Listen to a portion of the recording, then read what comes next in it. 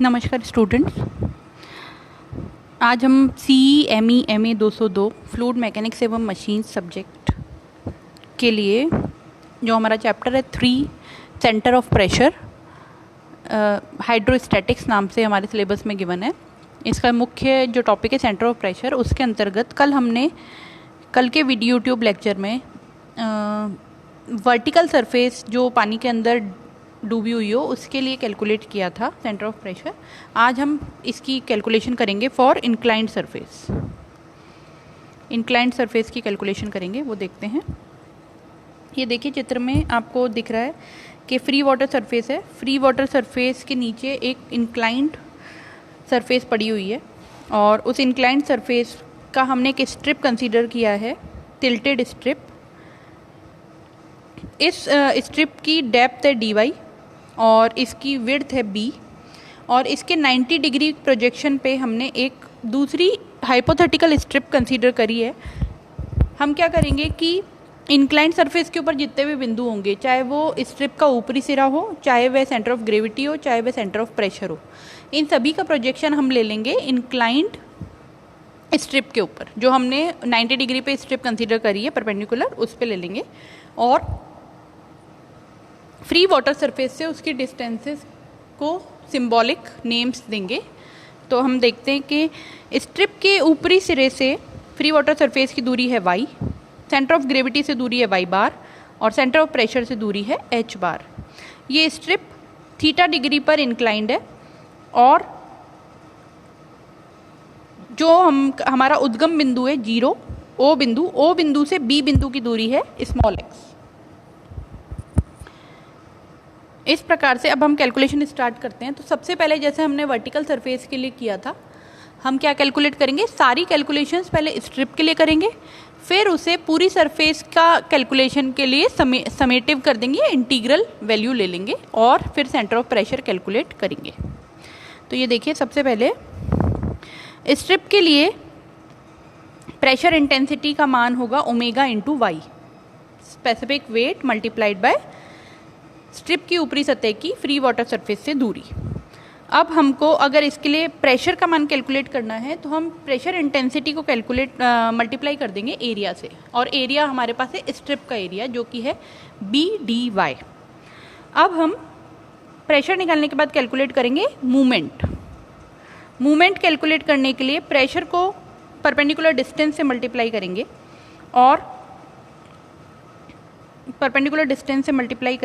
और यह perpendicular distance होगी x। In case of inclined surface ये परपेंडिकुलर डिस्टेंस है x, और x का मान इन टर्म्स ऑफ y अगर अपन निकालना चाहें तो इसका रिलेशन है y बराबर x sine theta, due to angle theta. इसका रिलेशन है y बराबर x साइन थीटा। तो हम जो इस इक्वेशन में हमारे पास omega y b dy x जो इक्वेशन है, इसमें y की जगह x साइन थीटा रख देंगे और हमारे पास फाइनल इक्वेशन आ जाएगी omega x square sine theta b dy। ये हुआ स्ट्रिप के लिए। अब हम कैलकुलेट करना चाहते हैं सतह के लिए। तो सतह के लिए कैलकुलेट करने के लिए हम इस इक्वेशन को इंटीग्रल सिंबल से जोड़ देंगे। मतलब हम पूरी सतह पर विभिन्न स्ट्रिप्स में बांटकर अलग अलग स्ट्रिप का आघूर्ण या मोमेंट कैलकुलेट करके उन सभी को जोड़ देंगे इंटीग्रल सिंबल द्वारा। तो इसके अंदर कांस्टेंट वैल्यूज होंगी ओमेगा और साइन थीटा, उसको इंटीग्रल सिंबल के बाहर ले लेंगे और इंटीग्रल सिंबल के अंदर X square B D Y ये फैक्टर ले लेंगे। अब ये जो फैक्टर इंटीग्रल सिंबल के अंदर है X square B D Y, ये किसके बराबर है, यह बराबर है जड़त्व आघूर्ण के। तो हम इसको जड़त्व आघूर्ण वाली टर्म में लिख देंगे omega sine theta I not, omega sine theta I not. ठीक है। अब माना संपूर्ण सतह का परिणामी दाब P। अब हमको ये वाला इक्वेशन नंबर 4 आपको दिख रहा है इस समय। ये कैलकुलेशन के बाद में हमारा जो मुख्य ऑब्जेक्टिव है वो है सेंटर ऑफ प्रेशर निकालना। तो सेंटर ऑफ प्रेशर निकालने के लिए माना संपूर्ण सतह का परिणामी दाब P का दाब केंद्र CP पर मुक्त पृष्ठ से h बार दूरी पर है। तो प्रेशर इंटू दूरी OD। अब OD दूरी क्या है हमारे पास में, वो है h बार। तो P इंटू h बार, h बार है इंक्लाइंड सरफेस के लिए और उसके परपेंडिकुलर तल पर h बार का मान है h बार अपॉन साइन थीटा। तो इक्वेशन बनेगी P इंटू h बार अपॉन साइन थीटा। और P का मान होगा ओमेगा ए वाई बार। तो omega A Y bar H bar upon sine theta, ये किसके बराबर हो जाएगा? ये बराबर हो जाएगा omega sine theta I not K, जो ऊपर हमने जड़त्व आघूर्ण की इक्वेशन कैलकुलेट करी है, और दोनों से सॉल्व करेंगे तो एच बार का मान आ जाएगा I naught upon A Y bar sine square theta. अब हम पैरेलल एक्सिस थ्योरम अगर अप्लाई करना चाहें तो वो होती है आई नॉट बराबर, for inclined surface parallel axis theorem होगी आई नॉट बराबर I G plus A times Y bar upon sine theta whole square. तो इसके अंदर आई नॉट तो एज इट इज रख लेंगे हम, आई नॉट की जगह हम वो वैल्यू रख देंगे जो हमने ऊपर कैलकुलेट करी है, आई नॉट एच बार वाली, और साइन स्क्वायर थीटा और वाई बार यहाँ से ले लेंगे। तो इसको सॉल्व करने पर वैल्यू आएगी हमारे पास, ये देखिए, इसको सॉल्व करने पर हमारे पास एच बार की वैल्यू आएगी I G upon A Y sine square theta plus Y bar. अब अगर हमको अलग अलग सरफेसेस मिलती हैं किसी न्यूमेरिकल के अंदर सॉल्व करने के लिए, तो उनका एरिया और उनका आई जी और वाई, ये चित्र वाइज एक टेबल के अंदर दिया हुआ है। मोस्टली न्यूमेरिकल में ये चीज़ें गिवन होती हैं, अगर गिवन ना हो तो कुछ एक मुख्य जैसे कि आयत, त्रिभुज और वृत्त के लिए हमको ये मान याद होने चाहिए। जैसे कि त्रिभुज के लिए इसका वाई बार का मान होता है h/3, एरिया का मान होता है b इंटू h/2 और आई जी का मान होता है bh³/36। ऐसे ही वृत्त के लिए वाई बार होता है d/2, एरिया होता है πd²/4 और आई जी होता है πd4/64। ये चीज़ें कैलकुलेट होनी चाहिए। नेक्स्ट इज अगला जो हमारा टॉपिक है वो है कि अगर हमारे पास कोई वक्री सतह हो, कर्व्ड सरफेस हो, तो उसके लिए सेंटर ऑफ प्रेशर का मान क्या होता है।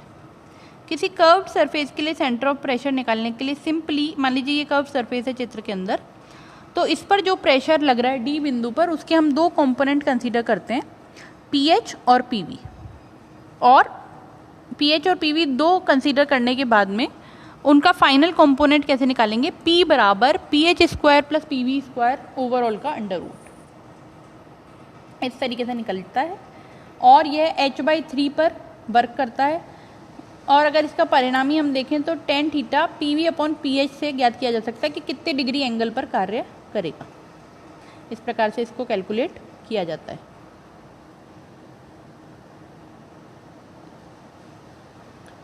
नेक्स्ट है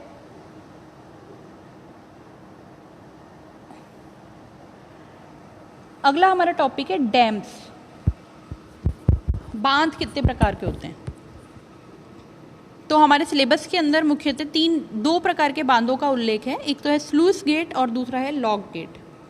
सबसे पहले हम देखें बांध किसको कहते हैं। जब नदी के प्रवाह को रोककर पानी को इकट्ठा कर जलाशय बनाने के लिए जो ठोस संरचना बनाई जाती है वह बांध कहलाती है। तो बेसिकली जहाँ पर अतिरिक्त मात्रा में पानी का प्रवाह होता है या पानी अधिक पड़ता है जहाँ पर, वहाँ पर उस पानी को रोकने के लिए चारों तरफ दीवार बना दी जाती है पानी को एकत्र करने के लिए, और इस एकत्रित पानी को भविष्य में अन्य कार्यों में लिया जाता है, तो इसे बांध कहते हैं। और यदि ये ईंटों द्वारा बनाया जाए तो इसे चिनाई बांध या मेसनरी डैम कहा जाता है।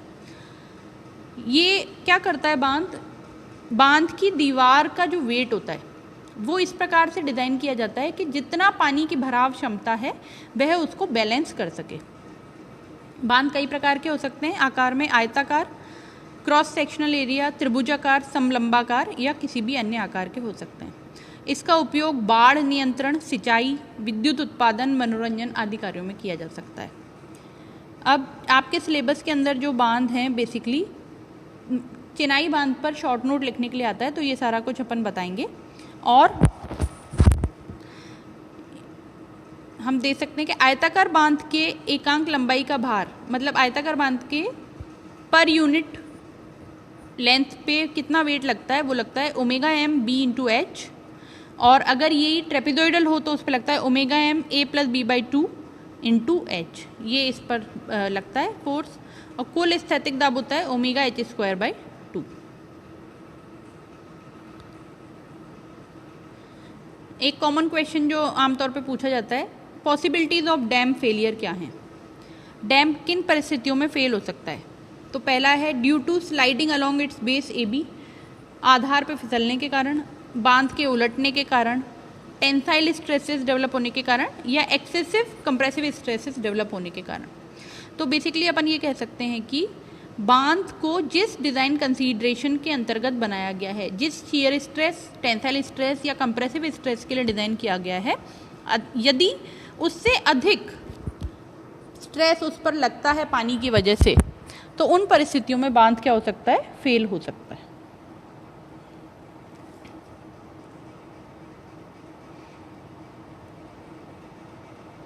देखिए, मुख्य है कि बांध आधार में तनन प्रतिबल न होने देने के लिए आवश्यक है परिणामी बल R आधार के मध्य तिहाई भुजा से गुजरे। इसका मतलब यह है कि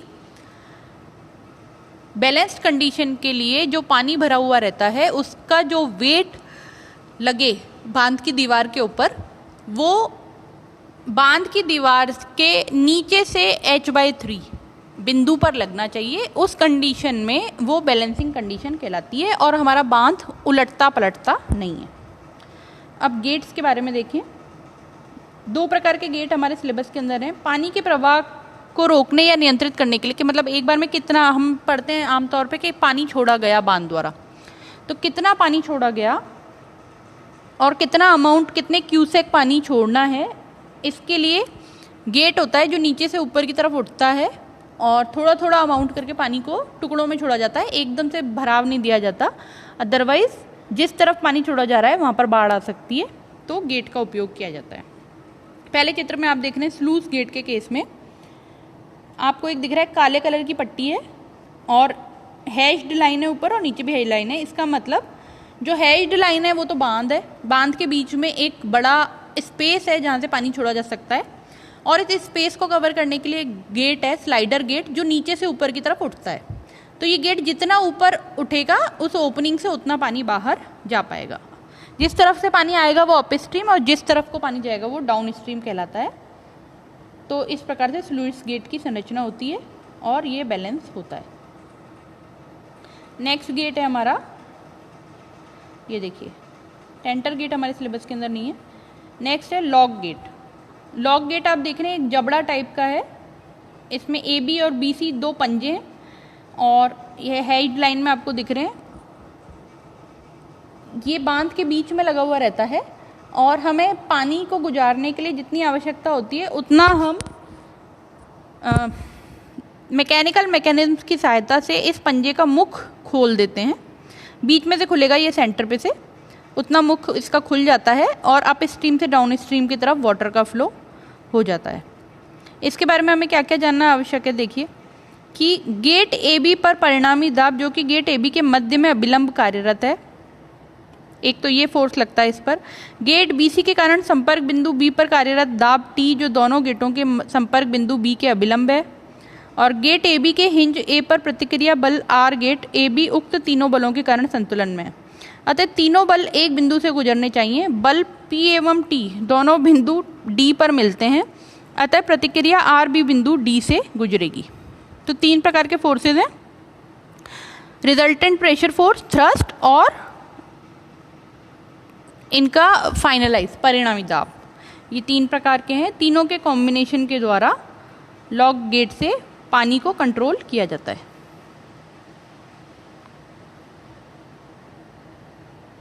ये देखिए फाइनल इक्वेशन जो हमको इसके अंदर मिलती है, इस पे आमतौर पे शॉर्ट नोट लिखने के लिए आता है अपने पास में। तो R बराबर RT प्लस RB और P बराबर T sine theta plus R sine theta and RT sine theta into H बराबर P1/2 into H1/3 minus P2/2 into H2/3। इनसे कैलकुलेट करके RT और RB मतलब थ्रस्ट और बैलेंसिंग फोर्स का मान ज्ञात किया जाता है तीनों इक्वेशंस के द्वारा। और इस प्रकार से स्लूस गेट और लॉक्ड गेट की सहायता से कितना पानी छोड़ा जाना है, उस पर क्या प्रेशर रहेगा, रिजल्टेंट फोर्स कितना अप्लाई करना पड़ेगा, इसकी कैलकुलेशन की जाती है। इसके अंदर जो थ्रस्ट होता है T, उसका मान आमतौर पे P/2 साइन थीटा रहता है। और अप स्ट्रीम और डाउन स्ट्रीम दोनों की तरफ का प्रेशर P1 P2 कैलकुलेट किया जाता है और जो फाइनल प्रेशर होता है वो इन दोनों का अंतर से रिप्रेजेंट होता है P1 माइनस P2 से। तो जितना जबड़े का मुख खोला जाता है उतना पानी दूसरी ओर ट्रांसफ़र हो जाता है। इस प्रकार से ये लॉक गेट कार्य करता है।